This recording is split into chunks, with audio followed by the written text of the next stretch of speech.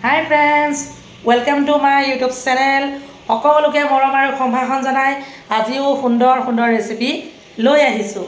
আশা ৰাখিছোঁ ভিডিঅ'টো প্ৰথমবাৰ সকলে চাব।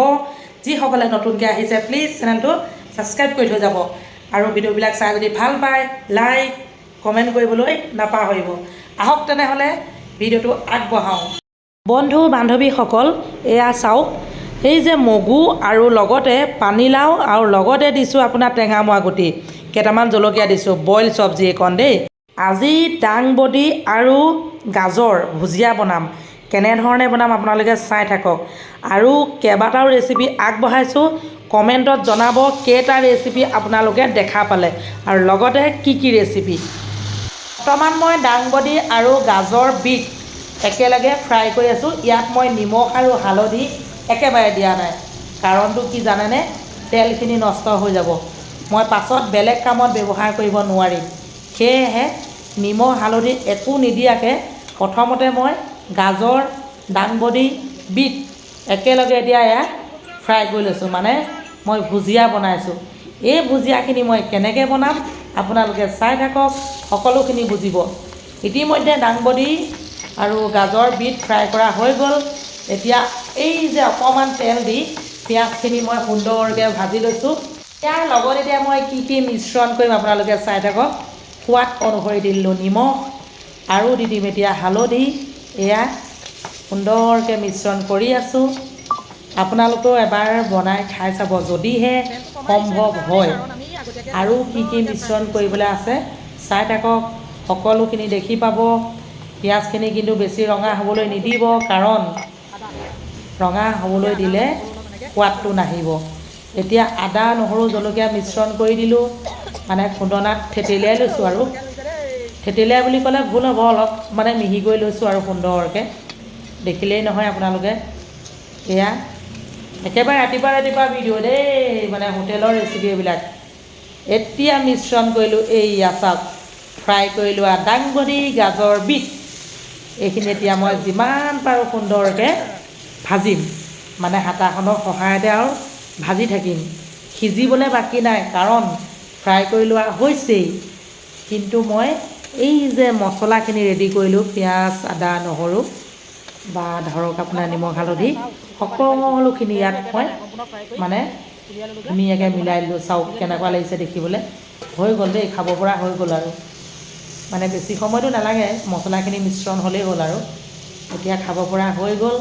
এনেধৰণে বনাই আপোনালোকে খাব মাজে মাজে। মই অলপ সৰহকৈ বনাইছোঁ, সেয়েহে পৰিমাণটো অলপ বেছি হৈছে সকলোখিনি।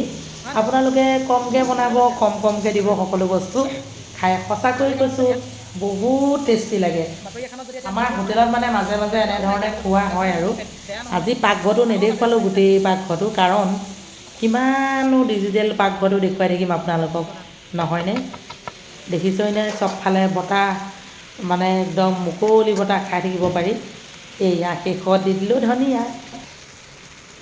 এই যে ধনিয়া পাতকেইটা মই শেষত দিলোঁ, সঁচাকৈয়ে কৈছোঁ ইমান সুন্দৰ লাগিব নহয়, মানে খাবলৈ কোনো ভাষা নাই। ধুনীয়াকৈ গোন্ধাই থাকিব, খাবলৈও ভাল লাগিব। এনেধৰণে যদি আমাৰ ৰান্ধনীবিলাকে বনাই খুৱাই, বস্তুখিনি যোগাৰ পাবও লাগিব বাৰু। সঁচাকৈয়ে কৈছোঁ ভাল লাগিব। মানে মই সদায় মোৰ ভিডিঅ'বিলাকত নতুন কিবা এটা আপোনালোকক দেখুৱাব বিচাৰোঁ। আপোনালোকে কি দেখিছে কি নাই দেখা নাজানো, জনাব, জনালে ভাল লাগিব। এয়া চাওক, ধনিয়া পাতকেইটা সুন্দৰকৈ মিশ্ৰণ কৰি দিলোঁ। এখন বাতৰি কাগজ পাৰি তাতে মই এয়া দাংবডিখিনি মানে অলপ বেছি যে, সেয়েহে বাতৰি কাগজ পাৰি লৈছোঁ। আচলতে মই টিচু পেপাৰ এখনে পাৰি ল'ব লাগিছিলে, তেতিয়া আপোনাৰ তেলটো আৰু শুকাই যাব, পেটৰ অসুখ নহয়। কিন্তু টিচু পেপাৰ মোৰ বৰ্তমান নাই, সেয়েহে মই বাতৰি এখনকে পাৰি এনেধৰণে গোটেইখিনি চাওক দি দিলোঁ, মানে খাব পৰা হৈ গ'ল আৰু দেই। এইটো ৰেচিপি আপোনালোকক কেনেকুৱা লাগিলে জনাবচোন। আৰু আন এটা ৰেচিপি বনাব লৈছোঁ, এইয়া গাহৰিত মই তেল নিদিলোঁ। যিখন কেৰাহীত মই ইতিমধ্যে দাংবডিখিনি বনাইছিলোঁ, সেই দাংবডি বনোৱা কেৰাহীটোতে লাহেকৈ গাহৰিখিনি ঢালি দিলোঁ, গাহৰি আৰু আলু। ইয়াত এতিয়া মই কি মিশ্ৰণ দিম আপোনালোকে চাই থাকক। তেল কিয় নিদিলোঁ আজি জানেনে? চাওকচোন কিমান চৰ্বি আছে। এয়া ওচৰৰ পৰা অকণমান দেখুৱাই দিছোঁ। এতিয়া নিমখ দিছোঁ, এয়া চাওক, হালধি দিছোঁ, সকলোখিনি জোখমতে দিছোঁ। পিঁয়াজ অলপ দি দিলোঁ। পিঁয়াজটো মই তেল নাই দিয়াৰ কাৰণে আগতীয়াকৈ নিদিলোঁ, পাছত দিছোঁ। এয়া চাওক, এতিয়া যিমান পাৰোঁ সুন্দৰকৈ ভাজিম।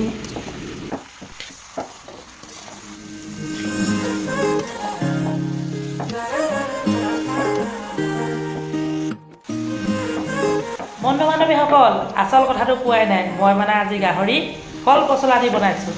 এয়া চাওক, কল পচলা অলপ কাটি থৈছিলোঁ বেলেগ এটা কামৰ বাবে, কিন্তু অলপ মই ইয়াত মিশ্ৰণ কৰি দিলোঁ গাহৰিৰ লগত।